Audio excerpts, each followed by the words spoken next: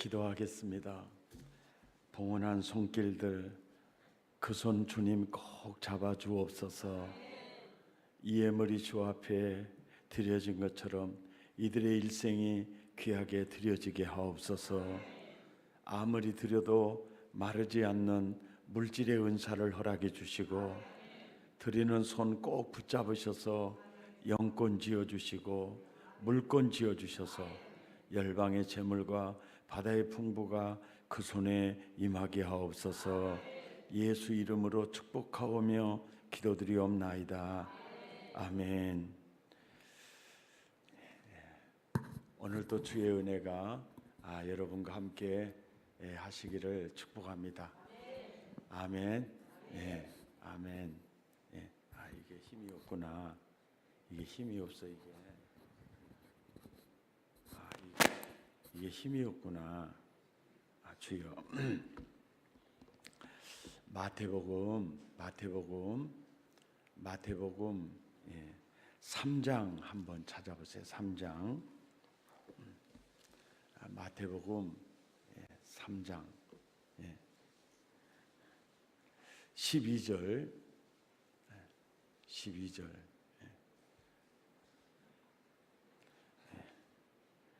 함께 읽습니다. 시작.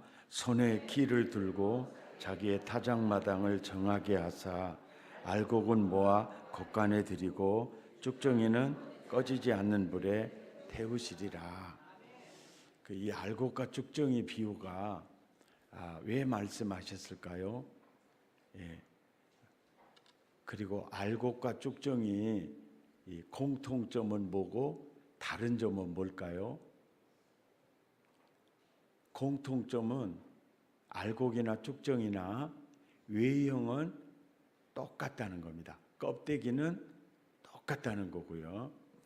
알곡은 다른 점이 있다면 알맹이가 있고 쭉정이는 알맹이가 없다는 것이죠. 그리고 알곡과 쭉정이 비유를 말씀하시는 목적은 너는 절대로 쭉정이 되면 안 되고 알곡이 돼야 된다. 이런 마음으로 예수님이 이 말씀을 하시는 거예요. 그 다음에 마태복음 13장으로 가보세요.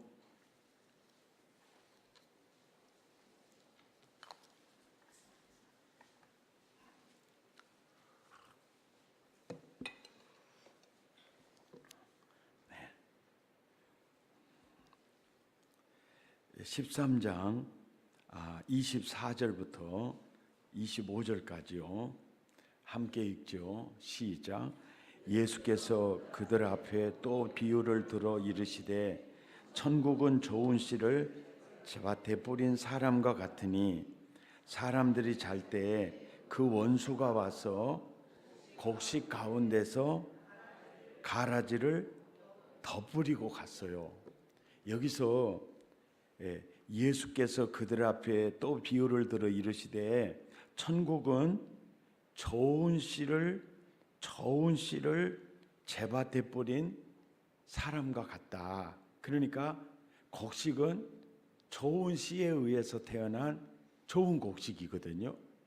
그런데 가라지를 원수가 와서 또 뿌리는 거예요. 그러니까 이 교회 안에는요, 예수님이 복음을 통해서 알곡이 존재하면서 동시에 원수가 뿌린 가라지가 이 밭에, 이 교회라는 밭에 함께 공존한다는 거예요. 이 말이 잘 안 믿어질지 모르시겠지만은 아주 이게 중요한 얘기인데요. 그래서 제자들이 그런 거예요. 예수님, 가라지 뽑아보면 어때요? 그러니까 절대 뽑지 마라. 가라지를 뽑다가 좋은 곡식이 뽑힐까 싶다. 그러면서 교회 안에 좋은 곡식과 가라지를 언제까지 공존하게 내버려 두라고 하느냐면 30절 봐보세요. 둘 다 언제까지 놔두라는 거죠? 둘 다 언제까지요? 추수 때까지 놔두라는 거예요. 추수 때가 언제일까요? 예? 예수님 재림하실 때. 그러니까 예수님 초림으로 교회가 세워지고 예수님 재림으로 교회 시대가 이제 끝이 납니다. 그때까지 둘 다 내버려 두라는 거예요. 예, 너무너무 이게 상당히 중요한 얘기죠. 그 다음에 47절이요. 이게 한 장에서 이 내용을 반복해서 47절에는 아까는 밭 비유를 통했는데 이번에는 그물 비유를 통해서 얘기를 해요. 그래서 천국은, 이 말은 교회 천국은, 교회는 그물과 같다는 거예요. 그래서 그물 안에 고기가 많이 있잖아요. 그물 안에 고기가 많이 있는데 그 많은 고기 중에서 그릇에 담을 좋은 것이 있죠. 47절에 48절에 보면 그릇에 담을 뭐가 있죠? 좋은 것이 있죠. 그리고 버려버릴 못된 것이 있죠. 그물 안에 그릇에 담을 좋은 것과 버릴 못된 것이 공존하잖아요. 이거에 대한 해석이 49절이에요. 49절에 세상 끝에도 이러하리라. 천사들이 와서 의인의 공동체 속에서 악인을 골라내리라. 그러니까 알곡 중에서 가라지를 골라내리라. 알곡 중에서 쭉정이를 골라내리라. 지금 이 얘기를요, 예수님이 마태복음 3장에서 마태복음 13장에서 또 두 번이나 이렇게 반복으로 얘기를 하잖아요. 그러니까 예수님이 우리들에게 계속 이 주제를 가지고 계속 반복하잖아요. 이게 계속 지금 반복하지 않습니까? 이 반복하는 이 주제는 중요하다는 겁니까? 안 중요하다는 겁니까? 정말 중요하다는 거예요. 그리고요, 마태복음 26장으로 가보세요. 마태복음 26장은요, 예수님의 공생의 사역 중에서 구속 사역이 스타트하는 장이 26장이에요. 그래서 마리아가 예수님 향유를 예수님의 몸에 붓는 것은 예수님의 장례를 준비하는 예식이었어요. 그리고 이제 성만찬을 하고, 그리고 겟세마네 동산에 올라가고, 거기서 체포되어서 십자가로 오르는 스타트장이 26장이에요. 자, 다시 25장으로 와봅시다. 25장은 이제 예수님의 말씀 사역을 마무리 짓는 장이에요. 그러니까 마태복음 25장은 예수님의 티칭 사역, 말씀 사역을 딱 결론을 내는 장인데, 이 결론을 내면서 현상학적으로요, 이미지로 강력하게 우리 머릿속에 심어주는 그림 언어, 비유를 써서 잊지 않게 해요. 왜? 너무 중요하니까. 아마 마태복음 25장에 세 가지 비유가 있는데 그 중에 하나가 열처녀 비유고, 그 중에 하나가 달란트 비유고, 그 중에 하나가 양과 염소의 비유거든요. 그런데 열처녀 비유가 알곡과 쭉정이 비유예요. 또 양과 염소의 비유가 좋은 곡식과 가라지 비유예요. 그러니까 주제가 동일한 주제의 비유를 25장 하나님 말씀을 마무리하면서 이렇게 이제 짓고 있는 거예요. 그런데 열처녀 비유 중에 다섯 처녀는 주님을 만나잖아요. 미련한 다섯 처녀는 못 만납니다. 그리고 양편에 설 자가 있고 염소편에 설 자가 있잖아요.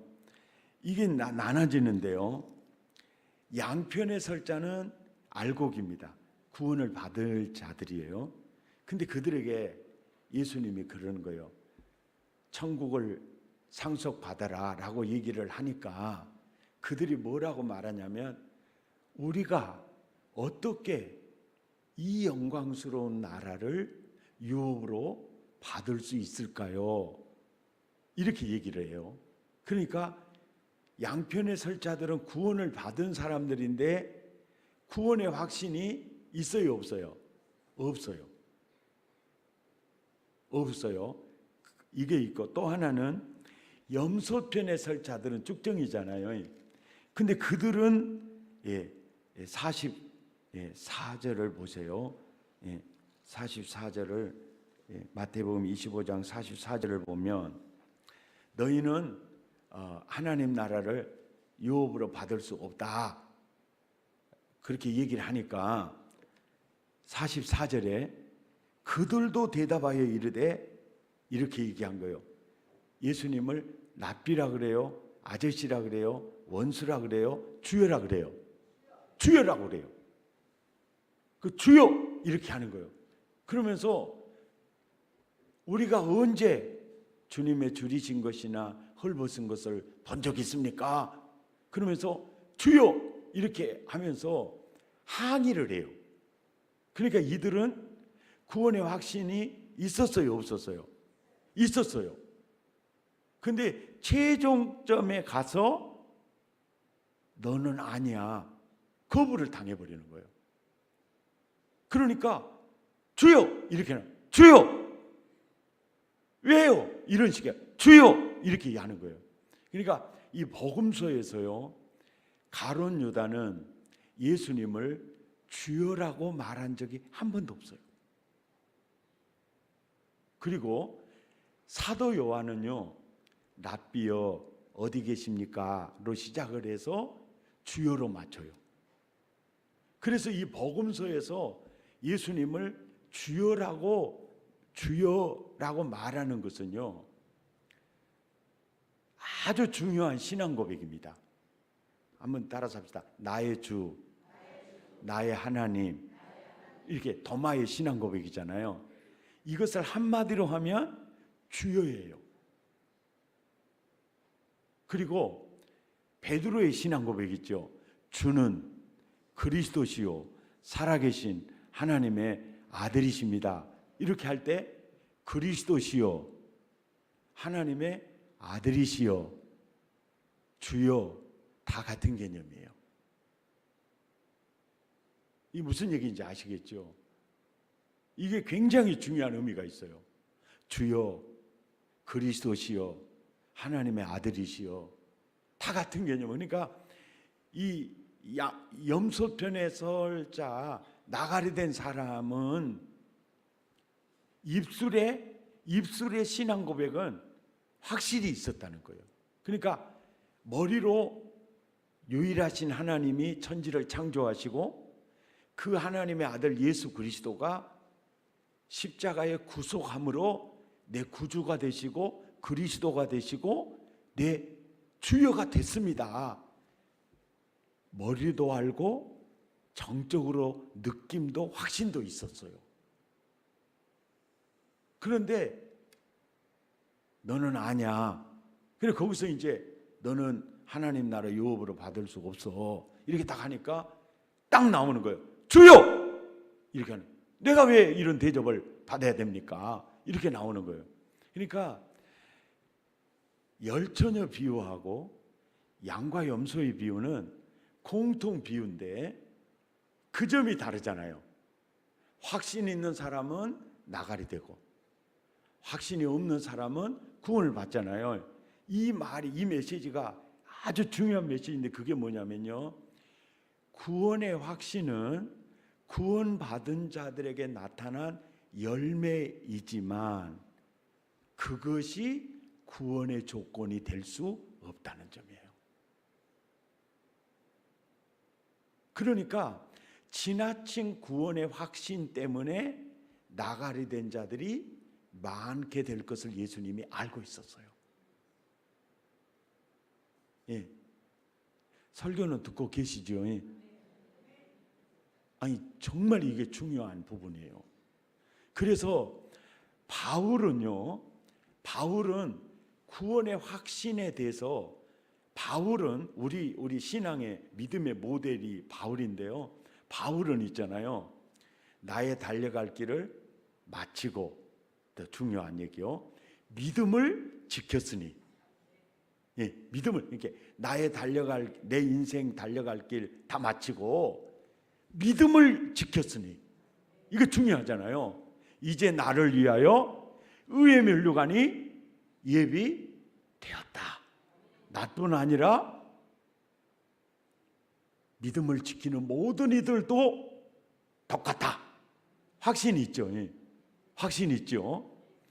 그러면서 동시에 바울의 신앙을 보면요, 내가 만인에게 복음을 전한 후에 버림을 당하지 않을까 두렵다.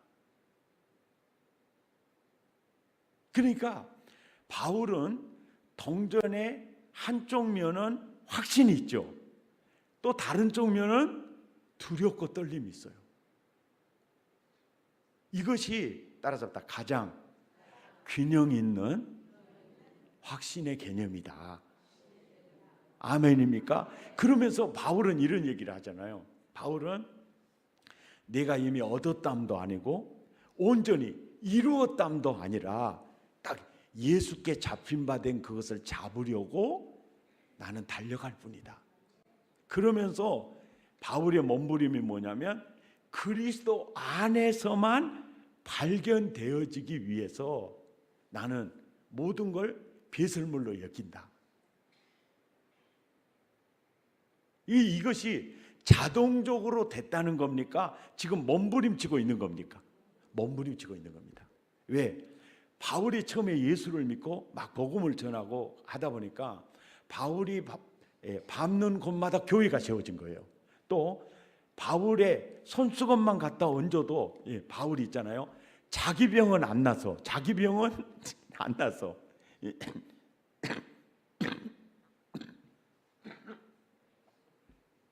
국민 여러분, 뭔 말인지 아시겠어요? 자기 병은 이 바울이 안고 있는 병이요, 어떤 이는 서신을 대필했다, 이걸 보면 안질로 보기도 하고요.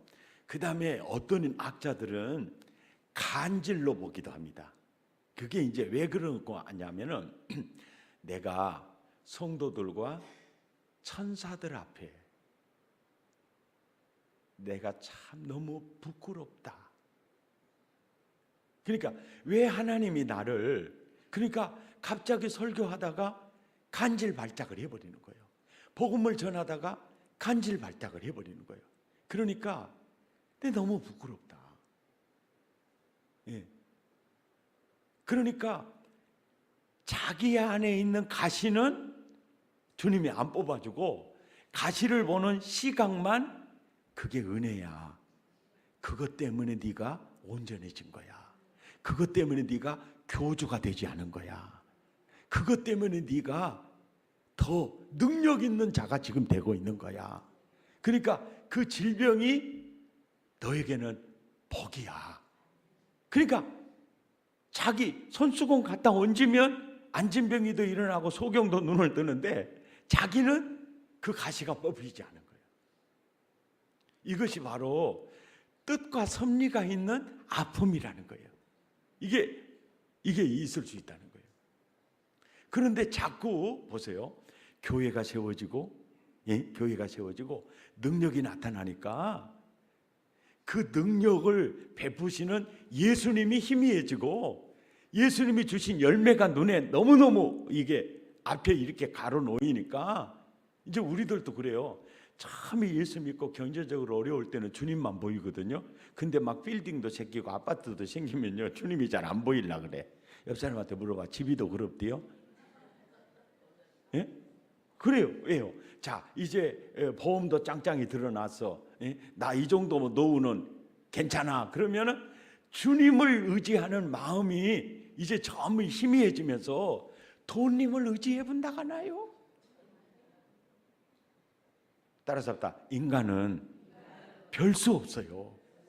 살만 하면 딴 데 눈 돌리고 죽었으면 오메 하나님, 또 하나님께 고개 돌리고. 그러니까 바울이 그런 거예요. 야, 나도 모르는 사이에 하나님이 주신 은혜로 가득 채워지니까 예수가 자꾸 안 보인다.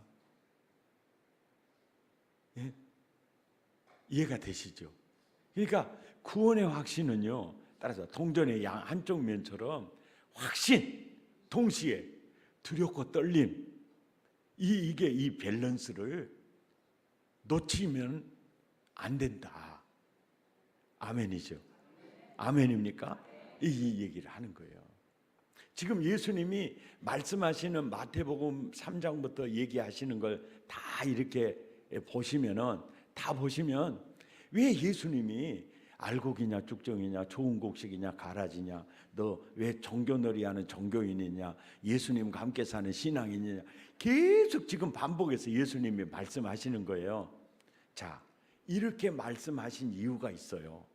이유가 있는데 보세요. 믿음의 조상이 누굽니까? 믿음의 조상이 누구요? 아브라함이에요. 아브라함이요. 그런데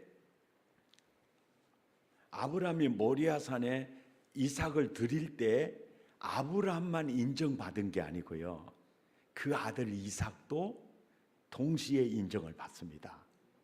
그래서 아브라함의 믿음, 이삭 아들에게까지 올 때는요 굉장히 순수합니다. 야곱에게 오면서 하나님이 주인인지 욕심이 주인인지 몰라. 이제 그러니까 하나님이 주인인지 땅의 복이 주인인지를 몰라. 흔들리기 시작하죠. 야곱에게 오면서 흔들리기 시작하죠.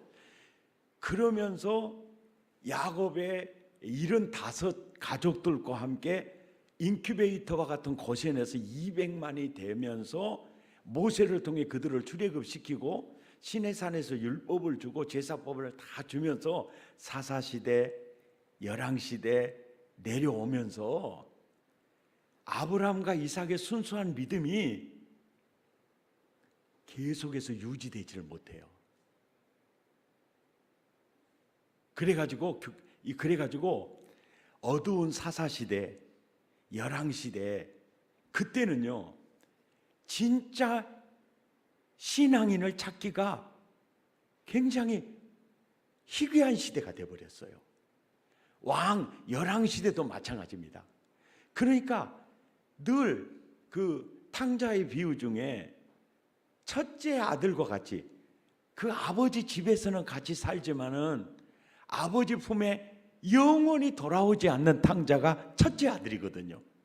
그 아들의 종교놀이하는 종교인의 공동체로 이스라엘 공동체가 변질돼 버리는 거예요. 그럴 때마다 어제 저녁 설교도 들으셨겠지만은 마음을 다하여 내게로 돌아와라. 그래서 회개하라고 하시는 거예요. 아멘입니까? 그래서 많은 선지자들을 보내면서 마음을 다하여 내게로 돌아와라. 마음을 다하여 내게로 돌아와라. 그리고 이제 오늘 저녁에 이제 사무엘상 16장, 17장을 딱 보면은요, 다윗이 하나님의 마음에 딱 맞아가지고 뽑힐 때 사울 왕과 온 이스라엘의 종교놀이하는 종교인으로 변하는 걸 보게 돼요. 그리고 빈들에서 진짜 신앙인으로 하나님 나라를 누리고 사는 이 신앙인을 보게 됩니다. 아멘입니까? 그래가지고 이 역사가 계속 회개하지 않으니까 하나님이 그래, 너희들 그렇게 회개하지 않으면은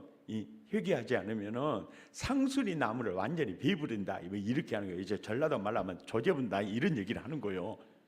이제 그렇게 이제 그래도 아이고 우리 조제면 여인의 우선이 어떻게 온다요? 말만 그러시지. 그러고 또 자빠져 있었다가 나요. 그렇게 또 선지자 보내가지고 하나님이 뭐라고 하냐면, 아야 상수리 나무 내 쫙쭉 잘라볼 거예요. 그러니까 이 얘기가 뭐냐, 아수르를 통해서 바벨론을 통해서 너희들 아주 쫙쭉 잘라볼 거예요. 그럼 여인의 우선은 어떻게 온대요? 그럴 때 하나님이 그러는 거예요. 그루터기는 남아 있어서 남은 자들을 통해서 구속 역사는 반드시 이룰 것이야. 그래서 초림하신 예수님을 맞이하는 신앙인들이요, 복음서에 보면요, 열손가락 안에 들어요. 이제 한번 자세히 봐보세요. 자, 대제사장, 제사장, 그리고 사두개인들과 바리새인, 율법사와 서기관들 다 율법을 줄줄줄줄줄 외우고 살거든요. 입만 열면 하나님 얘기를 밖에 안 해. 또 메시아를 막 메시아 하거든요. 그런데 그들은 번제를 드리면서 율법을 공부하면서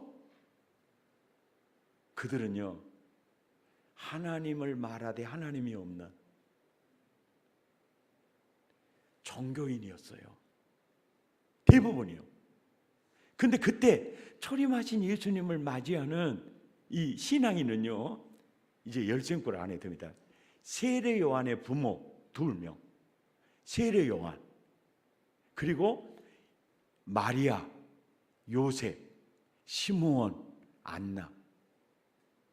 여러분 한번 더 찾아보세요. 이렇게 희귀했어요. 그러니까 예수님이 생각을 할 때 무슨 생각을 가장 많이 하시느냐 하면은, 인자가 세상에 올 때, 그때 누가복음 18장 8절에요. 인자가 세상에 올 때 세상에서 믿음을 보겠느냐, 이 얘기를 하는 거예요. 예, 인자가 재림할 때 많은 교회가 있지만은 세상에서 믿음을 보겠느냐, 이 얘기를 하는 이유가 뭐냐면, 아브라함으로부터 시작했던 믿음의 공동체가 예수님 오실 때는 거의 99.9999%가 종교인의 공동체, 종교인들이었습니다. 그리고 아주 소수만이 초림하신 예수님을 맞이하게 되었어요.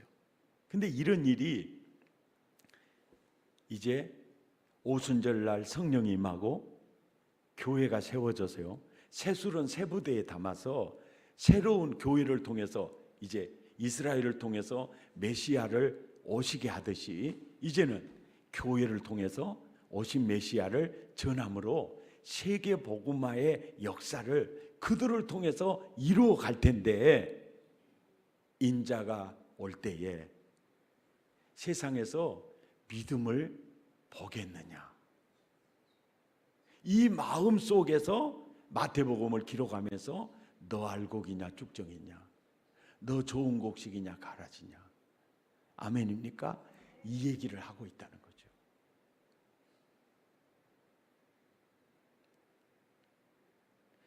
그러면서 요한계시록에 보면 1장은 서론이고 2장 3장이 7교회가 나오잖아요.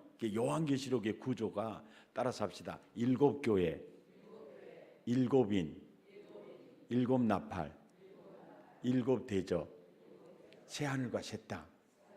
근데 소아시아에는 7교회만 있는 게 아니에요. 많은 교회들이 있었어요.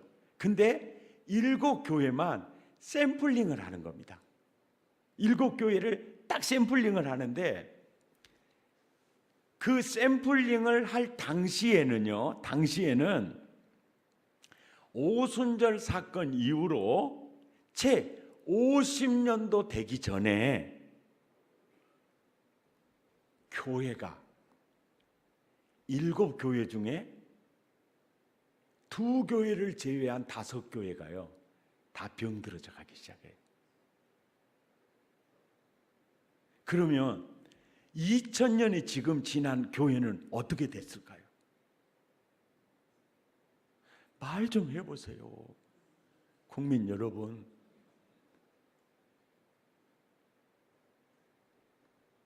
아멘입니까? 너무너무 그래서 우리가요 복음 앞에 다시 서야 됩니다. 말씀 앞에 다시 서야 돼요. 정말 그 말씀 앞에 다시 서야 됩니다. 예. 그러니까 이 복음 앞에, 사도행전 앞에, 바울 서신 앞에 우리 교회가 냉정하게 서야 돼요. 아멘. 왜요? 수천 년 오면서 너무나 이 이끼들이 많이 묻어져 가지고 무엇이 바른 복음인지 무엇이 바른 믿음인지도 헷갈리는 속에 한국 교회가 있다라고 생각하면 됩니다. 아멘. 자, 이제 오늘 이제 이런 그 예수님 전지하신 하나님이잖아요. 구약의 구속 역사를 이끌어 오시는 분이 예수님이십니다. 그리고 교회를 성령을 통해 교회를 세우신 분도 예수님이세요. 그러니까 그 예수님이 이게 많이 역사를 보고 있는 거예요. 그러면서 어떤 메시지가 가장 중요한지에 대해서 알곡이냐 쭉정이냐 좋은 곡식이냐 가라지냐 그릇에 담을 좋은 것이냐 내버릴 못된 것이냐 의인이냐 악인이냐 그리고 지혜로운 다섯처녀냐 미련한 다섯처녀냐 양편에 설자 염소편에 이렇게 반복해서 메시지를 전하는 주제를 보신 적 있어요? 결국은 회복의 장애물이 뭐냐면요 믿음의 문제예요. 믿음의 문제. 믿는 척하는 종교인은 절대로 복음을 경험할 수가 없어요. 아멘입니까? 예수를 제대로 믿는 신앙인만이 복음을 제대로 믿을 수가 있어요. 아멘.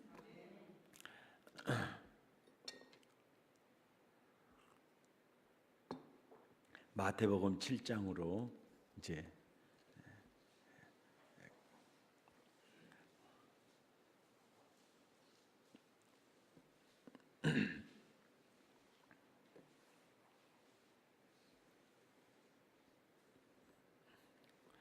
찾으셨으면 아멘. 이해를 돕기 위해서요. 개봉중앙교회는 수준 있는 교회니까 특별히 말씀을 전합니다. 십계명 있죠. 십계명을 풀어서 설명한 내용들이 바로 율법입니다. 율법이에요. 그러니까 십계명은 마음을 다해서 하나님 사랑하고 내 이웃을 내 몸처럼 사랑하라는 대계명을 10가지 적용 계명으로 만든 거고, 신명기나 모든 선지자들의 메시지는 그것을 설명하는, 이게 율법이에요. 아멘도 안 하시고. 아멘입니까? 자, 내가 왜 이 얘기를 하느냐면, 예수님이 바로 복음을 전할 때 따라서 합니다. 회개하라. 천국이 가까이 왔느니라. 아멘입니까? 또 따라서 합니다. 때가 찼고 하나님 나라가 가까이 왔으니 회개하고 복음을 믿으라. 이 한 문장으로 된 선포된 복음이잖아요. 이 한 문장으로 된 이 선포된 복음을 해석해서 설명하는 내용이 마태복음 5장, 6장, 7장 산상수훈입니다. 그래서 산상수훈의 서론이요, 팔복이잖아요. 팔복. 예, 심령이 가난한 자는 복이 있다. 이 복은 헬라 문화권에서 가장 지고한 존재가 누리는 복의 완전한 상태를 지칭하는 마카리오스라는 단어를 써요. 그래서 이 마카리오스는 바로 심령이 가난한 자는 복이 있나니, 마카리오스가 있나니 이꼬로 천국이 저희 것임이니라, 이렇게 되는 거예요. 그러니까 마카리오스가 곧 뭐요? 성부, 성자, 성령이 누리는 복의 완전한 천국이라는 거예요. 하나님의 나라라는 겁니다. 아멘입니까? 그리고 이제 오늘 우리가 읽었던 마태복음 7장은 결론 부분이에요. 누가 천국을 누릴 자냐, 누가 하나님 나라를 누릴 자냐, 그 자는 예수를 제대로 믿는 자다.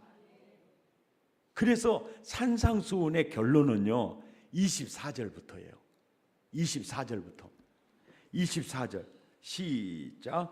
그러므로, 이게 동그라미 하세요. 그러므로 그러니까 이제 다 5장 6장 7장 설명한 다음에 결론 딱 내려요. 그러므로 한마디요.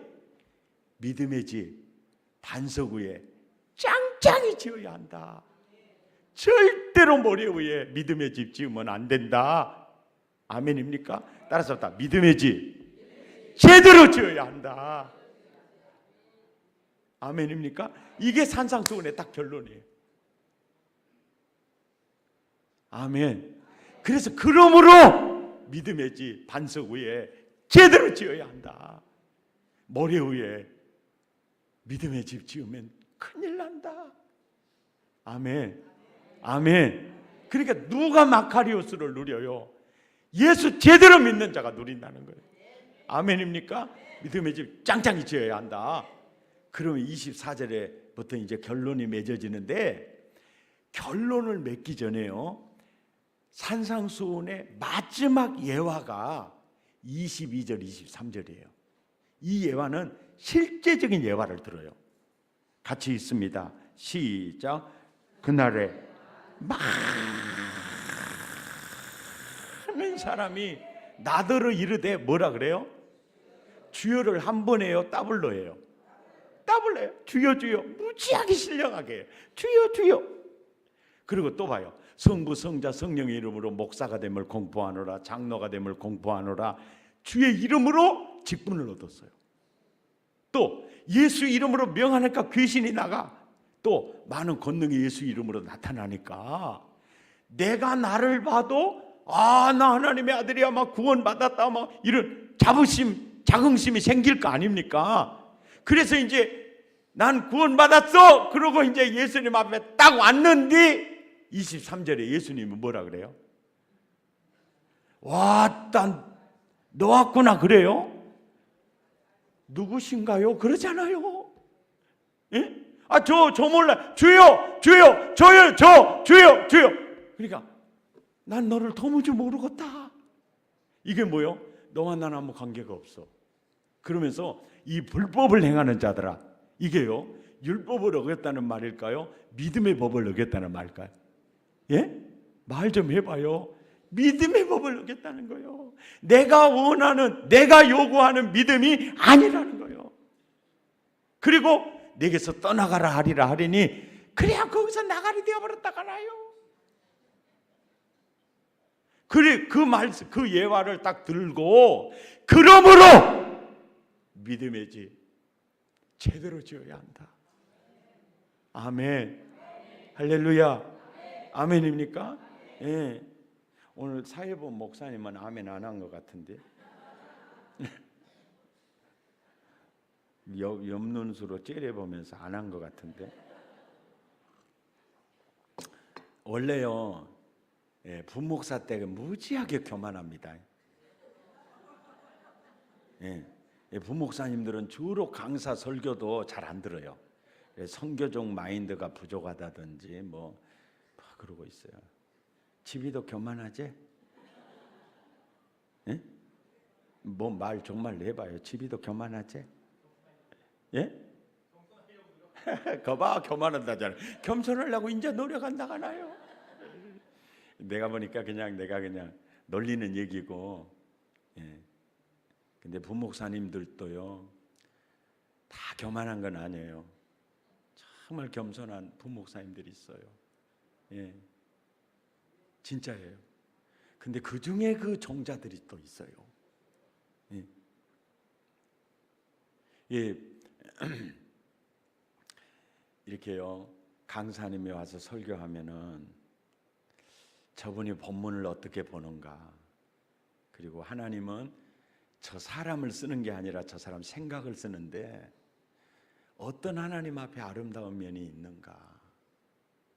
그러니까 성도님들 은혜 받으면 되지만은요 부목사 때는 강사님 한 분이 오시면 몇 가지를 우려먹을 수 있다가나요. 이런 신령한 눈이 있을랑가 모르겠네. 예? 그런데 나에게 점수를 많이 주면 한마디도 안 들어와요. 예, 늘 겸손하게. 예. 아멘. 주여, 왜 나만 가지고 저럴까 이렇게 싶잖아요. 근데 부목사님이 반듯하게 세워져야 한국교회 미래가 있어요. 그래서 그런 거예요. 절대 미운 것은 아닙니다. 예? 진짜요. 뭔가 기대가 되니까 그런다니까. 깎아놓은 밤처럼 생겼고 착하게 보여서. 아멘. 우리 목사님은 또 아니 뭐 저렇게 부목사를 잡아. 내가 잡을 것인데. 근데 우리 목사님은 무지하게 착하고 말도 잘 안 할 것 같아. 나는 똑까놓고 해불거든요. 네, 말 잘 할 것 같아. 예. 참 이게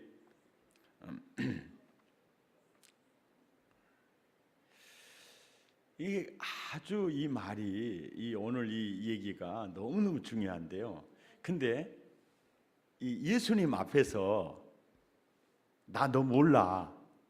너는 이 집 사람 아니여. 그 나가리 된 사람이 22절 봐봐요. 어느 정도 되는가? 사회 보는 부목사님 어느 정도 돼요? 예? 그것이 많은 것이 아니에요. 한글은 소리거리거든. 많은이 아니고 많은 요것이 소리거리란 게. 할렐루야. 목사님 설교할 때요 너무 맛있어요. 이거보다도요 너무 맛있어요. 진짜예요. 표현할 때 예수 믿으면요 너무 좋아요. 이런 건 간단해. 이거는 진짜 그 한글의 맛을 모르는 사람이요. 예수 믿으면요 너무 좋아요. 참 좋아요. 할렐루야. 놀렐루야. 참 좋아요. 아멘입니까? 목사님 한번 해봐봐. 많은 해봐야지. 그러면 듣는 사람 열받게 생겼잖아요. 이렇게 보면은 이게 많은 예, 주로 길 걸어 다니면서요 그런 연습을 개인적으로 저는 굉장히 많이 했습니다. 많은. 그러니까 지나가는 사람이 나보고 미쳤다 가더라고요. 좀 이렇게 된 줄 알아요. 많은 스피치라는 게 너무 중요하니까. 아멘. 이 성경 구절을 통해서 한국 교회를 보면요 나가리 될 분들이 많겠어요? 안 나가리 될 분들이 많겠어요? 예? 나가리 될 분들이 많겠죠. 큰 이제 다른 사람을 냅두고 지금 옆에 있는 분 따뜻한 눈빛으로 보면서 집이는 어쩌고는가 물어봐요.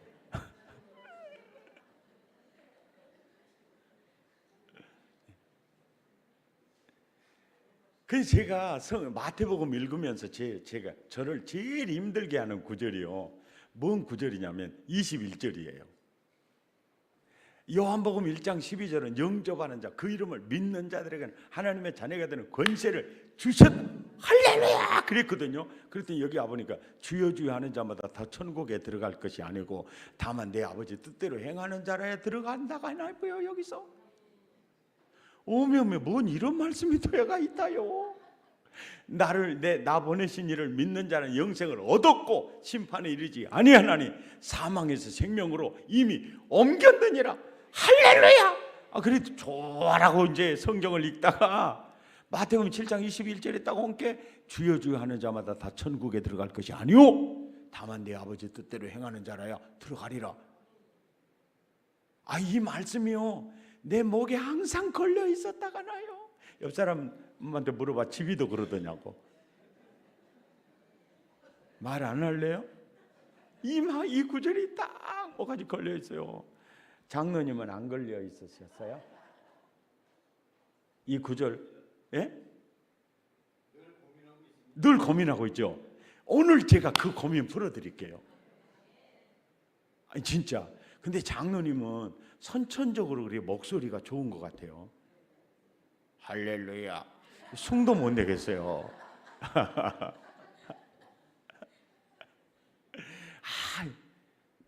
정말 참 믹서기가 필요 없는 목소리를 지니셨어요.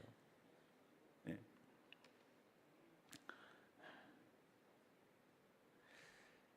주여 주여 하는 자마다 다 천국에 들어갈 것이 아니고 아버지 뜻대로 행하는 자라야 들어간다.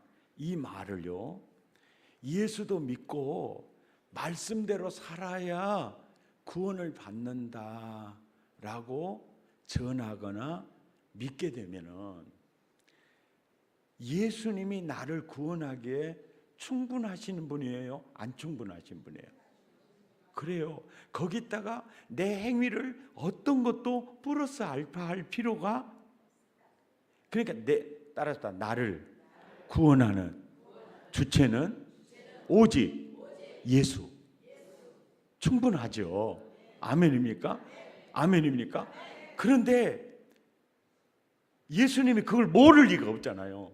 근데 왜 아버지 뜻대로 행하는 자라야 진짜 구원 받는다 이렇게 얘기를 한 거예요. 그러니까 주석을 봐도 명쾌한 해석이 없고 로이드 존스 목사님 설교집을 봐도 이 구절은 그냥 넘어가 버려. 옥하는 목사님도 강해 설교 순수 이렇게 강해져 보면 이 구절은 넘어가 버리더라고요. 그러니까요, 이게 모르면 넘어가는 게 상수입니다, 국민 여러분. 그런데 우리 하나님은요, 내 모가지를 딱 잡고요, 넘어가지 못하게 하나요? 제가요 20년 고민했습니다. 도대체 이 말이 무슨 말인가? 그렇게 고민하다가 이렇게 책을 1권 쓰고 2권 쓰고 3권 쓰면서 느낀 점이, 항상 저자는요, 독자, 글을 읽는 독자들이 이해할 수 있을까를 언제나 염두에 두고 책을 씁니다. 근데 헷갈릴 것 같거나 이해를 못할 것 같거나 그러면 문장을 바꾸든지 단어를 바꿔요. 바꿔놓고 읽어보니까 엉뚱한 대로 오해할 가능성이 있어요. 그러면 다시 원위치로 돌려놓습니다. 그리고 반드시 그 힘든 부분을, 그 피를 놓기 전에, 그 책을 끝내기 전에 분명히 해석을 해놔요. 이 말이 그 말이구만이라. 따라서 이 말이 그 말이구만이라. 할렐루야. 그걸 이렇게 확실히 깨닫게 해줘요. 제가 깨달았는데 가르쳐 드려요? 참말로요? 아멘. 자, 마태복음 16장에 이렇게 16장에 해석을 해놨는데요, 마태복음 16장의 전체적인 주제가요 6절이에요. 6절, 사두개인과 바리새인들의 뭘 주의하라고요? 누룩을 주의해라. 12절을 보세요. 그 누룩이 뭐죠? 바리새인과 사두개인들의 뭘 조심하라죠? 교훈을 조심하라는 거예요. 그러니까 여기서 교훈의 핵심이 뭐냐면요, 바리새인과 사두개인들 종교놀이하는 그 신앙, 그 믿음에 감염되면 절대 안 된다는 거예요. 그러니까 세술은 세부대, 교회를 통해서 이제 구원 역사를 이루어가는데 12사도가 교회의 터가 되잖아요. 아멘입니까? 교회의 터가 되니까 이 토양이 사두개인과 바리새인 스타일로 믿으면 되겠어요? 안 되겠어요? 그걸 절대로 안 돼요. 그래서 너희는 나를 믿되 사두개인과 바리새인처럼 믿으면 절대 안 된다. 그래서 그들 스타일의 믿음, 이걸 경계하는 거예요. 그들은 하나님을 말하지만 하나님이 그들 안에 없잖아요. 이해가 되시죠? 메시아를 사모한다고 하면서도 오신 메시아를 지금 거부하고 있잖아요. 이해가 되시죠? 그러면서 외적인 종교, 외적인 종교 생활, 외적인 종교 생활은 껍데기는 너무나 이게 있죠. 근데 그들 안에는 알맹이가 없잖아요. 그러니까 너희들만은 절대로 사두개인과 바리새인들처럼 믿으면 안 된다. 이게 마태복음 16장 핵심 전체적인 내용이에요. 이래서 문제를 이렇게 말씀해 놓고서 이제 이 제자들의 이제 베드로를 통해서 이제 마태는 뭘 보여주느냐면은 이미 베드로가 사두개인과 바리새인들의 누룩에 감염되어 있었어요. 그 부분을 마태가 예수님이 어떻게 교정을 시켜줘 가는지를 보여주는 내용이라고. 세상 사람이 나를 누구라고 하느냐? 선지자 중에 한 분이라고 그럽니다. 너희는 나를 누구라고 하느냐? 그러니까 주는 그리스도시요 살아계신 하나님의 아들이십니다. 그러니까 너무 예수님이 기뻤어요. 바요나 시몬아, 이를 너에게 알게 하는 이는 혈육이 아니고 하나님이시다. 내가 이 반석 위에 교회 세울게. 그뿐만 아니라 천국 열쇠를 내가 너희들 손에 쥐어줄게. 이 천국 열쇠는요, 천국 문을 여는 것인데요, 복음입니다. 복음. 아멘입니까? 복음이에요. 복음. 복음. 그러면서 이제 뭐라고 말씀하시느냐면은 21절에 진짜 중요한 왕의 복음의 담화문 발표가 21절이에요. 21절 시작. 이때로부터 예수 그리스도께서 자기가 예루살렘에 올라가 장로들과 대제사장들과 서기관들에게 많은 고난을 받고 죽임을 당하고 제3일에 살아나야 할 것을 제자들에게 비로소 나타내시는 거예요. 그러니까 예수님이 이제 예루살렘에 올라가 나 죽는다 이 말을 하고 죽어야 되겠어요? 안 하고 죽어야 되겠어요? 하고 죽어야 돼. 그래야 따라서 다 성경대로 죽으시고 성경대로 부활하시고, 그래야 제자들이 흩어지지도 않고 성경을 응하게 하니까, 아멘입니까? 말을 한 거예요. 그런데 베드로가 이제 그 말을 듣고 22절에 베드로가 예수를 붙들고 뭐 하죠? 이 전라도 버전으로 하면 이런 버전이에요. 무엇이 어쩐다고라고라, 가서 죽어본다고라고라, 배하고 그물을 땡겨 불고 내 인생을 걸었는데 죽어버려라, 죽지 말아요. 이게 항변이거든요. 그 항변하면서 22절 보세요. 베드로가 예수님을 왼수라 그럽니까? 랍비라 그럽니까? 주여라고 그럽니까? 그러니까 베드로는 입으로는 뭐라 그러죠? 주여라고 하죠. 그리고 행동으로는요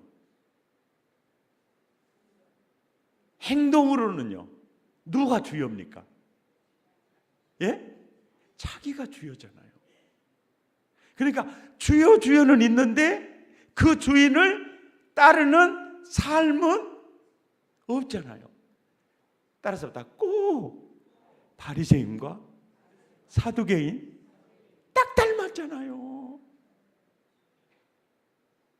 아멘입니까? 아멘입니까? 아멘입니까? 그러니까 딱 닮은 거예요. 그러니까 23절 봐보세요. 천국 열쇠고 나발이고 다 날아가 버렸어요. 예? 뭐라고 책망합니까? 이 사탄아, 이 마귀야, 너는 나를 넘어지게 하는 자야. 호통을 치고 24절에 너 바리새인과 사두개인들처럼 믿으면 안 돼. 너는 꼭 이렇게 믿어야 돼. 이게 24절이요. 그래서 24절이 총체적인 믿음의 그림이에요. 누구든지 베드로, 야고보, 요한, 나와 여러분 예외 없어요. 누구든지 나를 따라오려거든, 나를 믿으려거든 자기를 부인하고, 야 베드로야, 내가 왜 예루살렘에 올라가 내가 죽는 줄 아니? 너의 죄를 대신 지고 너의 죄를 구속하기 위해서 내가 지금 십자가를 지러 가는 거야. 너도 내가 죽을 때 그 복음 안에서 너도 죽어야 돼.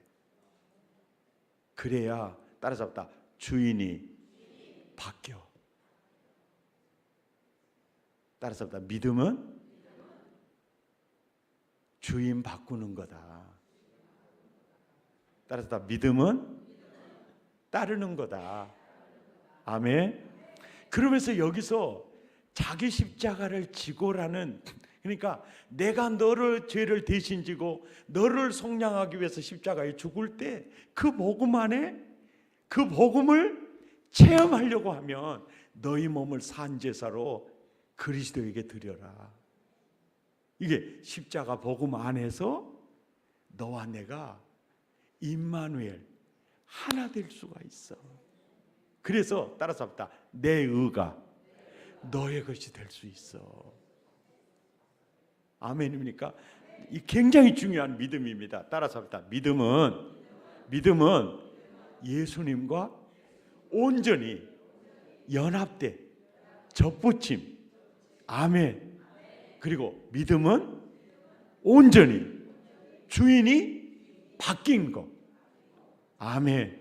아멘입니까? 이게 믿음이라는 거예요. 이 설명이 사실인 그 근거가 25절이에요. 명량이라는 영화에서 이순신 장군이 성경 봉독하는 순서가 있었잖아요. 그때 이 구절 하는 거예요. 살고자 하는 자는 죽을 것이요 죽고자 하는 자는 살리라. 명량 영화 안 보셨어요? 그러면서 26절에 온천하를 얻고 자기 목숨을 잃으면 무엇이 유익하겠느냐. 이 말이 뭐요? 네 생명을 얻기 위해서 내가 십자가에 너 구속하려고 죽을 때 그 복음 안에서 같이 죽자는 말은 너와 내가 하나 되자는. 아멘입니까? 이 말이라는 근거가 어디 있느냐면 갈라디아서 2장 20절이에요. 한번 봐보세요. 갈라디아서 2장 20절은요 바울의 신앙 고백인데요. 바울의 신앙 고백인데 이 신앙 고백의 반응을 마태복음 16장 24절에 대한 반응이에요. 누구든지 나를 따라오려거든 자기를 부인하고 내가 십자가에 죽을 때 그 복음 안에서 같이 죽자. 그래야 너와 내가 하나 될 수 있고 내가 너의 주인이 될 수 있어. 아멘입니까? 그 말씀 그대로 갈라디아서 2장 20절에 줄을 그으시기 바랍니다. 내가 그리스도와 함께 십자가에 못 박혔어요. 자기 십자가를 진 겁니다. 그 복음 안에서 내가 그리스도와 함께 십자가에 못 박혔나니 그런즉 이제는 내가 산 것이 아니고 내 안에 그리스도께서 사시는 것이라. 따라서 다 믿음은 예수님과 하나됨이라는 거예요. 아멘입니까? 따라서 다 마음을 다하여 내게로 돌아오라. 하나님과 하나 되는 거라는 거예요. 아멘입니까? 아멘입니까? 그래서 따라서 다 믿음은 의식도 아니고 체험입니다. 체험. 그러니까 우리는요 마태복음 16장 24절에 내 인생을 걸어야 됩니다. 갈라디아서 2장 20절이 내 신앙 고백이 되고 내 삶이 돼야 돼요. 그 중반절부터 보세요. 제가 설명할게요. 내 영혼이 육체 가운데 지금 살고 있는 것은 나를 사랑하사 나를 위하여 자기 자신을 버리신 하나님의 아들 예수를 믿는 믿음 안에서 사는 것이라. 아멘입니까? 예수를 믿는 믿음 안에서 산다는 것은 그리스도와 내가 하나 된다는 거예요. 십자가 복음 안에 하나 된다는 거예요. 아멘. 그래서 고린도후서 13장 5절 창세기 쪽으로 한 장 찾아 넘기면요 고린도후서 13장 5절을 찾아보시기 바랍니다.